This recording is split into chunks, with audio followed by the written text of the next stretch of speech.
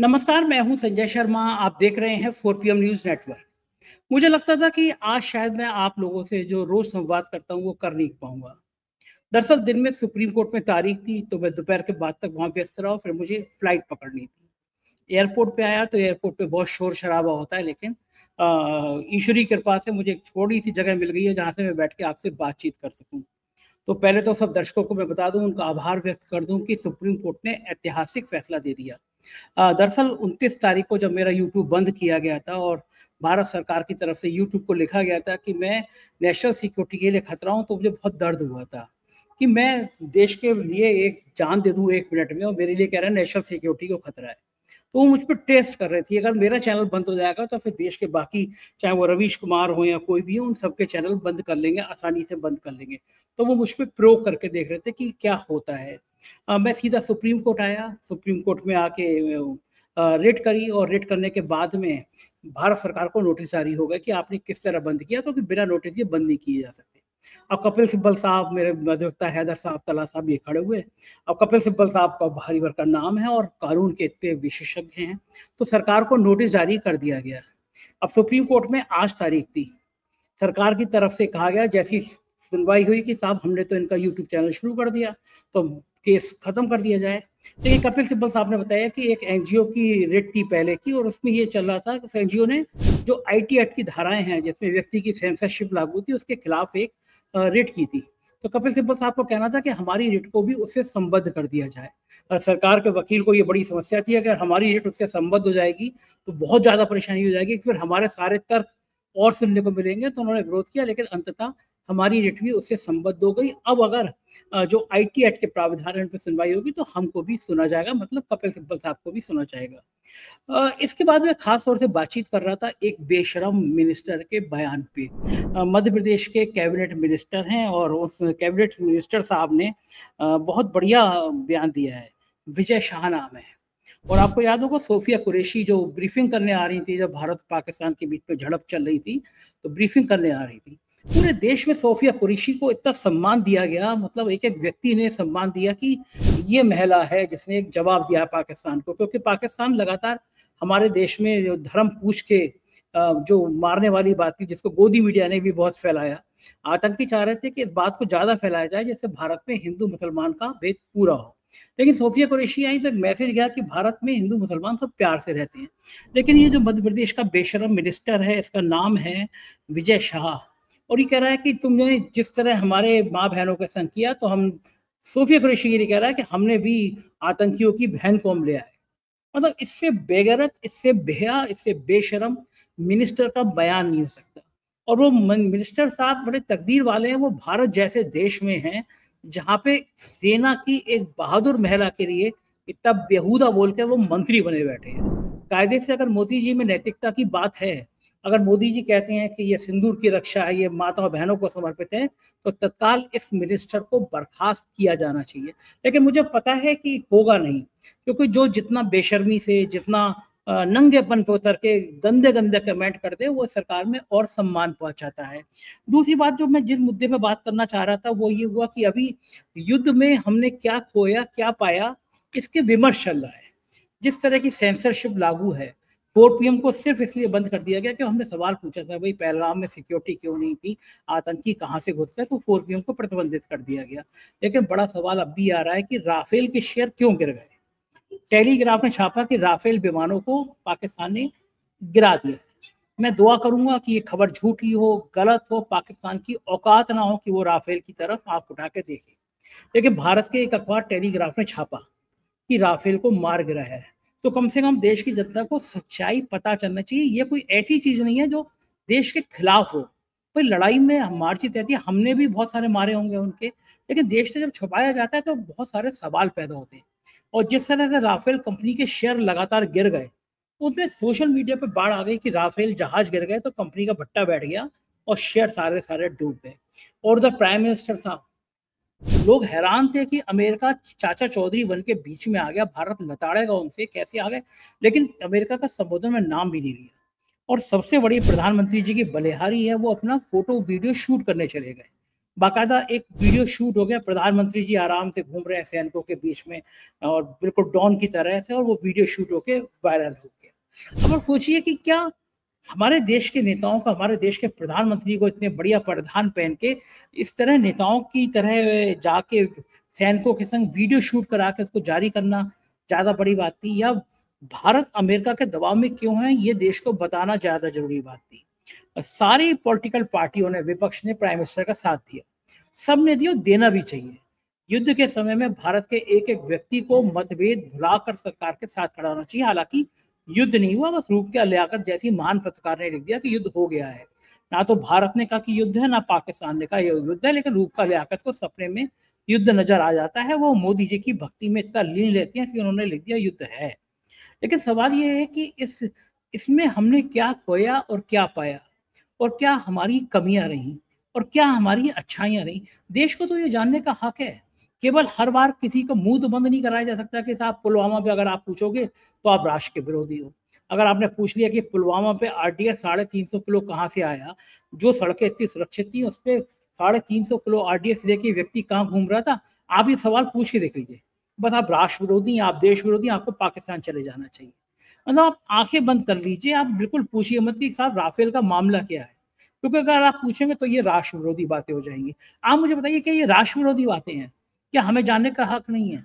एक ब्रिगेडियर हैं आर्मी के, उन्होंने मुझे फ़ोन किया और कहा कि संजय जी मुझे इतना दुःख हो रहा है, ये देश कहाँ पहुँच गया? उन्होंने कहा हमें कुछ खबरें देखनी है भारत-पाकिस्तान के तनाव के बीच में, तो हम कहाँ देखेंगे? अंतर्राष्ट्रीय दूसरे मुल्क में रहने वाले लोग कहाँ देखेंगे? वो इंटरनेशनल चैनल देखेंगे, वो सीएनएन देखेंगे, वो बीबीसी देखेंगे, और इन चैनलों को भारत में रिपोर्टिंग नहीं करने दी जा रही है। कोई पक्ष बयान ही नहीं दे रहा है, तो वो पाकिस्तान से फ़ीड ले रहे हैं। पाकिस्तान जो भी कह रहा है उसको आधार बना के वो लोग खबरें दिखा रहे हैं। हमारे देश क्या सूचना प्रसारण मंत्री केवल इसमें व्यस्त थे कि 4 पीएम कैसे बंद हो जाए। इसमें व्यस्त नहीं थे कि भारत की सेना की उपलब्धियाँ जो पाकिस्तान कर रहा है, उसके बारे में खंडन तत्काल बताएँ, भारत की उपलब्धियाँ बताएँ। वो भी पाकिस्तान के झूठे फैक्ट को कौन चेक कर रहा था? जुबैर, जिसको आप आतंकवादी कहते हैं, जेल भेजने की धमकी देते हैं, वो पाकिस्तान के इस झूठे सच्चे प्रोपेगेंडा को खत्म कर रहा था। मैं कहूँगा जुबैर ने जो काम करके दिखाया वो आर्मी का कोई बड़ा अफ़सर की तरह ही उसने काम करके दिखाया, उसी तरह मोर्चे पे टिका रहा। लेकिन लेकिन इन सब चीज़ों की ज़रूरत कहाँ है? आम आदमी पार्टी के सांसद हैं संजय सिंह, उन्होंने बहुत महत्वपूर्ण सवाल पूछे हैं और मेरी दृष्टि से जो सवाल हैं, वो किए जाने चाहिए। उनका सवाल है कि पहला सवाल है कि जब भारत की सेना पाकिस्तान अधिकृत कश्मीर पर कब्जा कर सकती थी, 21 के 21 आतंकी ठिकानों को तबाह कर सकती थी, बलूचिस्तान को पाकिस्तान से अलग कर सकती थी, ऐसे समय पर ट्रंप के कहने पर आपने सीज़ फायर की घोषणा क्यों की?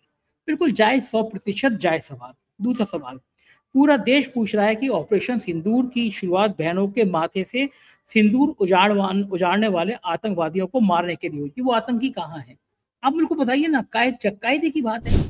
आपने 4 आतंकवादियों को कि घुस के मारेंगे और उनका जवाब देंगे और ये करेंगे। आज कुछ ज़िक्र ही नहीं है वो आतंकवादी कहाँ चले गए? वो पाकिस्तान वापस चले गए, हमारे यहाँ घूम रहे हैं, पता नहीं। उन आतंकवादियों को मौत के घाट कब उतारा जाएगा, ये भी संजय सिंह ने पूछा है। तीसरा सवाल, कल जो ट्रंप ने आपके संबोधन से कहा कि दोनों देशों को व्यापार की बंदी कराकर धमकी देकर उसने सीज़ फायर करा दिया। एक-एक हिंदुस्तानी जानता है कि अमेरिका का पाकिस्तान के साथ कौन-सा व्यापार हो रहा है। जो खाने को मोहताज है वो क्या व्यापार करेगा? व्यापार तो भारत के साथ हो रहा है। तो आपको व्यापार की धमकी लेकर दबाव क्यों डाला उसने और आपने जवाब क्यों नहीं दिया?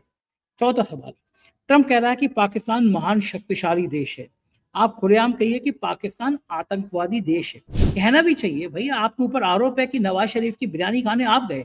आपने जहाज़ उतार दिया वहाँ पे, तो आपको कहने अब आपको ही कहना पड़ेगा कि पाकिस्तान आतंकी देश है। बुलाइए संसद का सत्र, हम सब मिलकर पास करेंगे, पाकिस्तान आतंकीवादी देश है। ये संजय सिंह का कहना है कि सत्र बुलाइए और पूरा विपक्ष कहेगा कि पाकिस्तान आतंकी देश है। पाँचवाँ सवाल, प्रधानमंत्री जी आपने कहा कि ये आतंकवादी घटनाओं को आगे अंजाम नहीं देगा, सैन्य दुस्साहस नहीं करेगा। जैसे ही सीज़फायर का ऐलान हुआ 3 घंटे के भीतर इसका उल्लंघन हुआ, कैसे उसने दुस्साहस दिखाया। आपके गृह राज्य गुजरात के कच्छ में सीज़फायर का उल्लंघन हुआ।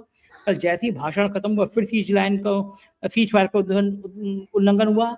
अमृतसर में फ्लाइट नहीं उतर पाई, आप पाकिस्तान पर भरोसा कर रहे हैं, इनके जवाब दीजिए। अब मुझे बताइए कि अब कुछ लोग सोशल मीडिया पे लिख रहे हैं कि संजय सिंह देश के गद्दार हैं। अब इसमें से कौन-सा ऐसा सवाल है जो देश के गद्दार है? बल्कि मैं कहूँगा ये वो सवाल हैं जो देश के हित में हैं।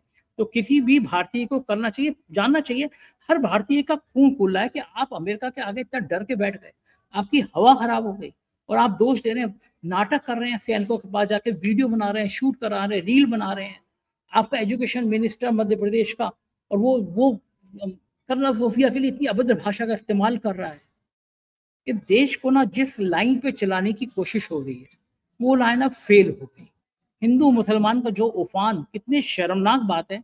आतंकियों ने धर्म पूछ के मारा, इससे भारत में बलवा होता, इस बात को होता। और आप सोशल मीडिया पे किसने ट्रोल किया? 4PM ने किया। 4PM पहले दिन से कह रहा है कि जो आतंकी चाहते हैं वो मत करो, मत पूछो ये सवाल कि धर्म पूछ के क्यों मारा गया। लेकिन भारतीय जनता पार्टी के राज की इकाई ने धर्म पूछ कर मारा, जाति पूछ कर नहीं। यानी यहाँ भी वो जाति पहले ले आए। कितना शर्मनाक, कितना बेशर्मी भरा बयान है। 4PM लगातार कह रहा है कि देश में हिंदू मुसलमान की एकता सबसे जरूरी है, सबसे ज्यादा महत्वपूर्ण है, लेकिन आप उसको प्रतिबंधित कर देंगे और जो आग लगाने वाले नफरती चिंटू हैं उनको और बढ़ावा देंगे कि आप बढ़ते रहो, आप आग लगाते रहो। क्योंकि उनको पता है कि जितना हिंदू मुसलमान का खेल होगा, जितनी नफरत बढ़ेगी, उतना ही इनका कारोबार बढ़ेगा, उतना ही इनकी वोटों की फसल बढ़ेगी।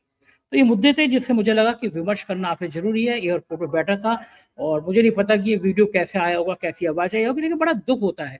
मुझे लगता है कि जिस पाकिस्तान को हम कहते थे चींटी जैसा देश है, मसल के रख देंगे, उस पाकिस्तान के संग क्या क्या हुआ ये बताने की हिम्मत प्रधानमंत्री नहीं कर रहे हैं। संबोधन में अमेरिका का नाम नहीं ले रहे हैं।